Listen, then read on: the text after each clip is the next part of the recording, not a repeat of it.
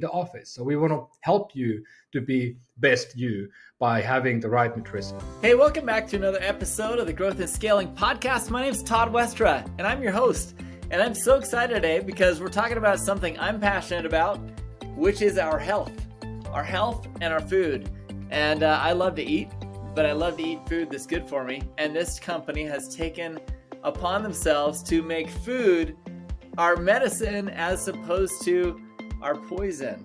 And so much of what we eat is poison to us, and yet we continue to eat it all day, every day. That's why we live in such an obese world, and there's lots of other health problems going on. This company is out to solve it. If you are into health, or if you're into growth in general, this company is just a few years into their growth cycle, but they are advancing very quickly. They've raised good money, strategic money, and they are solving a problem that everybody has in a very simple way.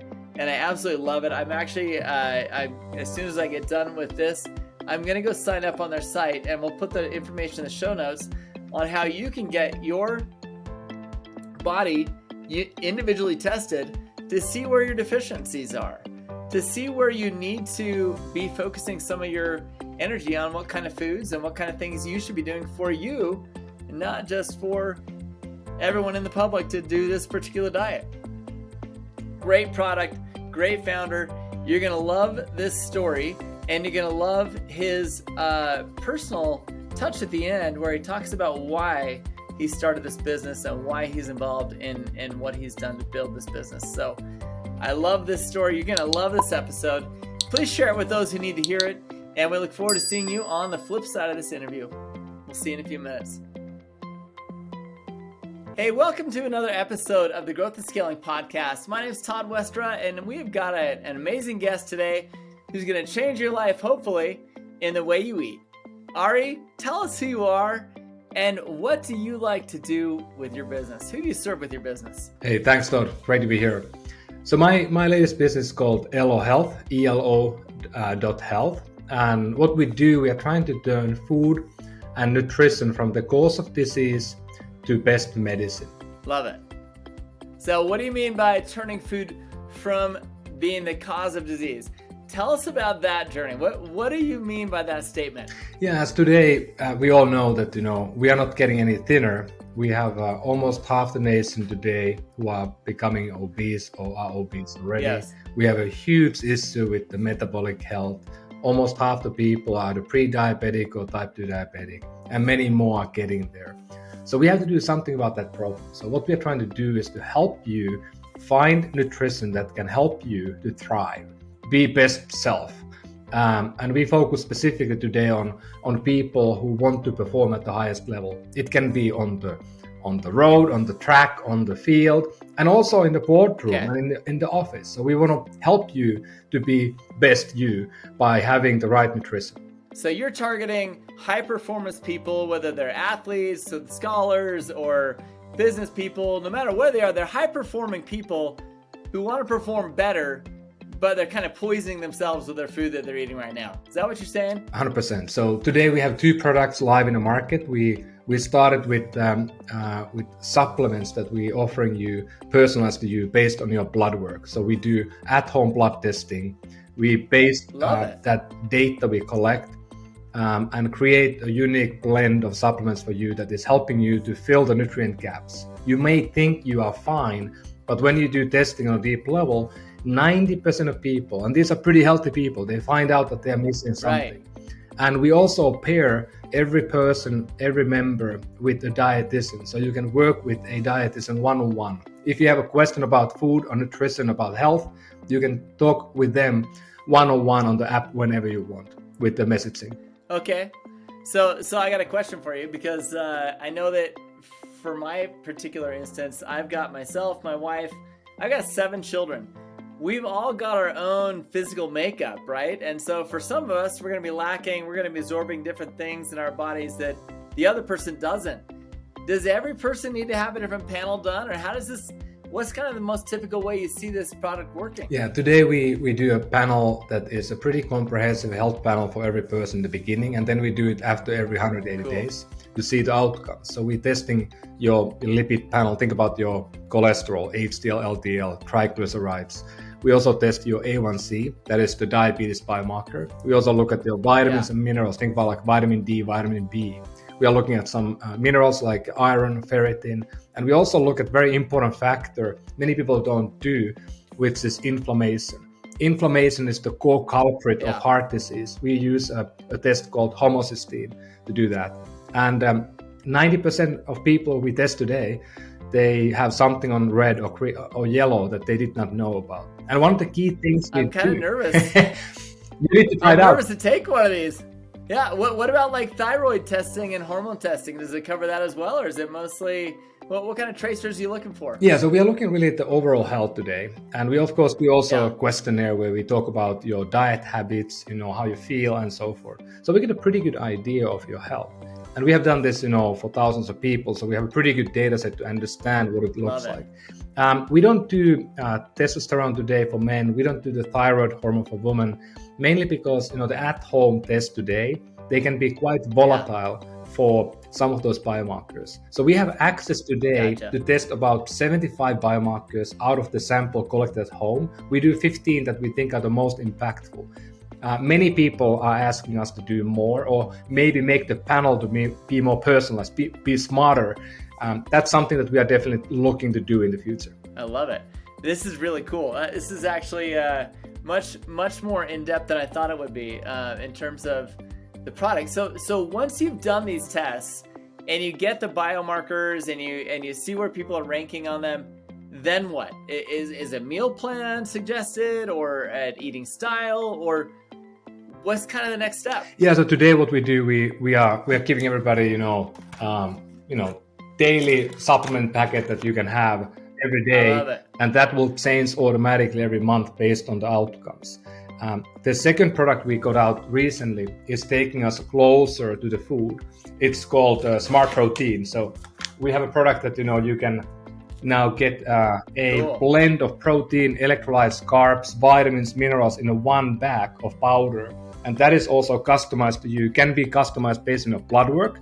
It can also be customized based on all the wearable devices, like I have an Apple Watch and a Whoop and an Oura Ring. So it automatically will look at your behavior and then automatically create the right profile that you need based on your recovery, activities, workouts. And one cool thing we did that's something brand new, we are now able to tell you after every workout how much protein or how much the powder you need for optimal recovery. So there's a linkage that happens automatically. You can do it Peloton ride or bike ride or run, and we know exactly what you did and what you need to recover. That's cool. So does it tie into all of these other apps that you're using for other fitness tracking then? Yeah, any app, any device you have, we can connect it to it, and you can link it to Elo automatically. It happens back behind the scenes. Nothing you need to do except track your training as you do normally, and we do the rest. Okay, that is freaking awesome. This is way cool. So tell me about rollout of this. I mean, are you targeting right now? Is it mostly you're targeting US? Are you targeting outside? I mean, who is your perfect client right now? Are they doctors referring you? Are they who are you trying to hit? Are you just going straight to consumer? We go direct to consumer because we are now working in the field of nutrition. Of course, we need to have doctors involved for the blood testing and so forth. We have dietitians paired with everybody, but we are not, we are not the drug. So we don't need to have a doctor referring to use the product. So we are going direct to people, by different means. And love it. I think the idea is that, we are really trying to use the food as medicine. And like I said, we have 2 products today. We are adding a 3rd product end of the year. We are adding a 4th product next year. We have a pretty good roadmap. And like you said already, we need to go into meals, groceries, recommendation, what to eat when you go out. That's all happening and coming in the coming years. It's just one step at a time. It's very difficult to build an experience that you and me will love. And that's what we try to do. And the ideal persona is anyone who wants to perform at the highest level. They are often, men and women who are, the mid-30s, early 40s, late 40s, 50s, who are looking at the clock and they're like, I maybe have 30 more good years. How do I make most out of them? How do I do the stuff that I love to do? Like, I do rock climbing. I want to still rock climb when I'm 75. I want to still, hike and ski. That's what I want to do. And I want to do it with my kids and their, grandkids. I love it. Well, it's no wonder you look so good. I mean, come on, man. You look fantastic. So health has been a big part of your lifestyle. Now, let's take a step back. Now we know what your business does and who you're trying to serve. Walk us into a little bit about your growth journey so far with this business. I mean, you've obviously had substantial growth in terms of from a concept and ideation into thousands of customers now. What's been your favorite part of the ride so far, and where do you kind of see this journey taking you? Yeah, I mean, I love the beginning. I've been an entrepreneur since 99. I was in the first company building websites for big companies in Europe. Right. And since then, I built 6 new businesses out of ground up as the first ideator. So I've done this a few times, and one of the companies is now 500 people, and like going public soon. So it's pretty cool that you've been able to build things that make a difference. Awesome. And that's awesome. My last company, we had a milestone and a hope that let's help 1 million people find a doctor. It was a company called Better Doctor, a doctor finder app.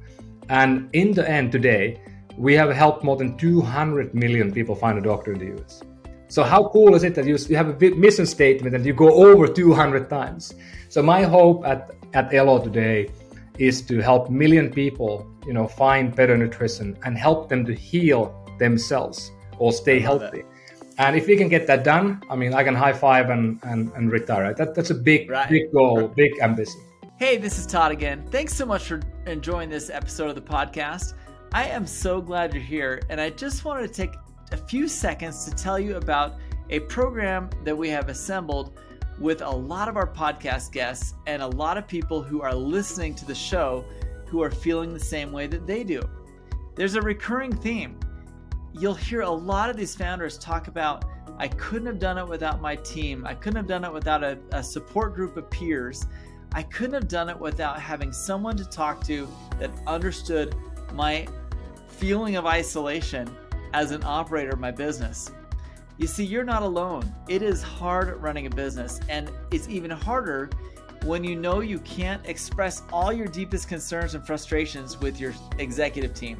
It makes them nervous. It gets them scared. You don't want scared people on your executive team. So where do you turn? The Captain's Council is where you turn.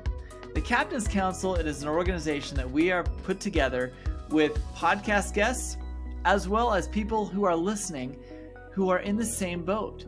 You see, peers are the only ones that can give you the type of empathy, the type of advice that only a founder or operator know and understand. Go check it out at captainscouncil.com. I know you're going to love what you see there. We have put together an organizational structure that has small group settings, a global community of founders and operators, as well as monthly and quarterly in-person events. You're going to love what you see there. I can't wait for you to check it out and enjoy the rest of this episode. That is awesome. I mean, when you think about it though, we do have a major obesity problem. We do have a major eating problem. We have, I love your statement. It's so controversial of how our food is poison and we want to make our food our medicine. It's so true. I mean, if people really realized where they were deficient and where they were having problems, it would completely change their eating habits, I would think. Thoughts? I mean, we are looking for, advantage in business, in life, in everything. We want to be better than the second person. And easiest way to get better is to just live and follow the rules that your mom told you. Eat well, sleep enough, and then walk and go out every day. That's all you need to do, and you're going to be better than the other person next to you. And food has such a key piece on how do you actually sleep better. If you eat, pizza at 11 and have a couple beers, you're not going to sleep well. It's simple, but we kind of know what to do. I'm trying to build the tools that make it transparent. And one thing we are lacking today that I really try to build, and why I'm involved in many of these things as well, is that if you are tracking something in real-time basis, then you have a measurement you can improve upon. If you can measure Love it. something, you can always improve it. And that we don't have today in nutrition. What we measure us today is a weight scale. And that sucks. It's a very back view mirror type of measurement. And we need better. Well, I love what you're doing. This is a really cool model. So as you've grown the actual business, though, tell us about your ability to penetrate the market. This is a huge marketplace. I mean, you're talking about literally every human that eats food for a living. I mean, that's everybody. And so, how are you penetrating that? What's been your approach to this? Have you had to raise money? Have you bootstrapped this? Tell us about that growth. Yeah, so for me, I mean, this is a tricky story in a way that, you are building a new market. You're building a new type of product that, most people have never even thought about. So you are kind of with the machete in the jungle. You are paving the way, and you don't have there's not even like a trail yet. You have to kind of build the trail first. Right. So you have to get some funding. You need to build the product to be credible enough that people can buy it. They understand what we are building. So we raised about 15 million from venture capitalists. We have some really good investors behind us, pretty big names. Nice. We have been now educating the market. We are going direct to people, talking to them, trying to get people to test us. The biggest crux today we have is trust. We are still a new kid on the block. We are selling a product that sounds like the science fiction to many people. Like you take your blood, you turn it into nutrition. That's pretty out there. I love it though. I love it. This is so cool. But it's really about you can go to an existing category and you can grow pretty quickly. But in a new category, you always have to take your time and be patient. So we need good VCs to back us up. We need really the brave people, the innovators out there to come to be early members. We're going to work with them one-on-one to make the product better. And I think over time, I think we are where the buck will be in a moment. Like Wayne Gretzky, he went where the buck will be, not chasing the buck. And I think in 5 years' time, many of us, if not all of us, are going to use services like Elo. It will be a normal thing, but we just happen to be the first one. Yeah, I hope it is, to be honest. It would be great if our watch could just prick our wrist while we're wearing it and have it give us all the blood tests immediately, right? I mean, just tell us what's going on in our bodies. No, Todd, it will happen. It will happen without any prick in the skin. It will happen through the skin with light and lasers. It's coming already, like not far, 2 years away. Can't wait. That actually will be a game changer. Now, tell me about your biggest challenges. I mean, it sounds like all sunshine and rainbows to this point. I know it's not. So tell us about some of the challenges you've hit. What's been your biggest surprise in trying to launch this business? Well, I did consumer marketing and consumer products in the physical category last time 20 years ago, and now I'm back in that. And I think today every company going D2C, every company selling to consumers directly, they are suffering. I mean, the fact that many of us have heard about it, that Meta had to change the algorithm because of Apple changed the way they are sharing data. And that really had a big impact. And I mean, many people don't talk about it, but I can see that the cost of acquiring people today in online is maybe double or triple what it was 2 years ago. And that has a big impact on every company. And we were not acquiring people 2 years ago, 3 years ago at Elo. So we don't really have the experience of that. But we have people who work for the company who did that. And they are like, this is really difficult today.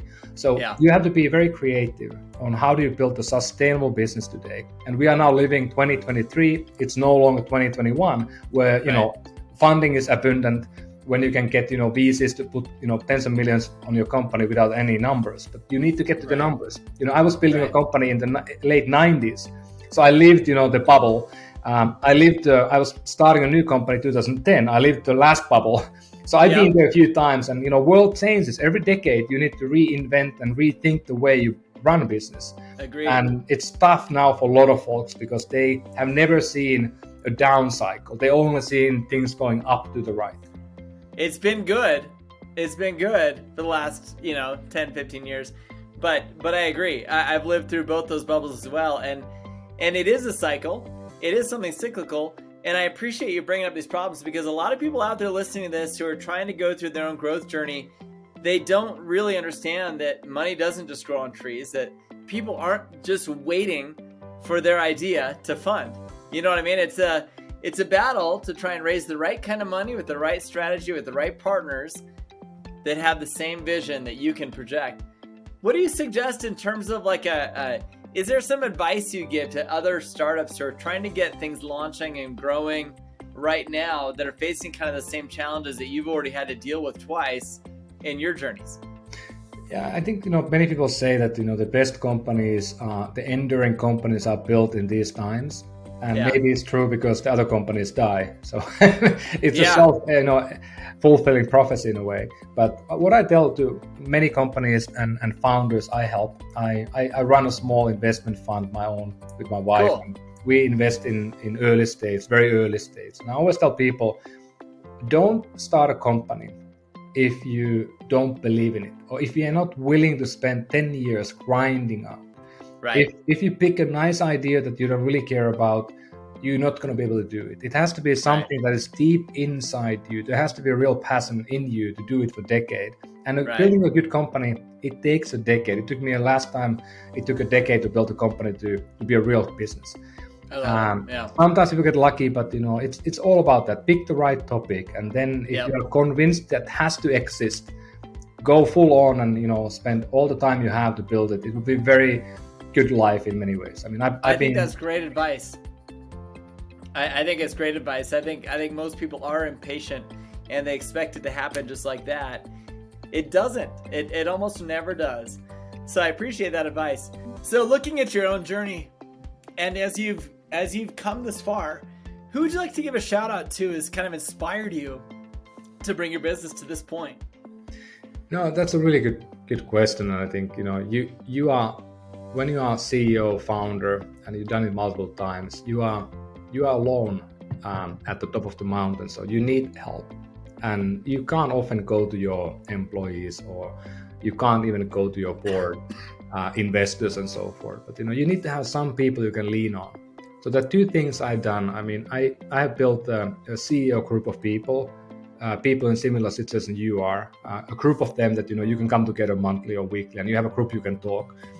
Very well. I love that. And the second one that is more profound for me personally is that my muse has been, for the last 3 companies, has been my wife. And she had a health issue, a thyroid tumor 20 years ago, and that was taken out, but it led into autoimmune diseases.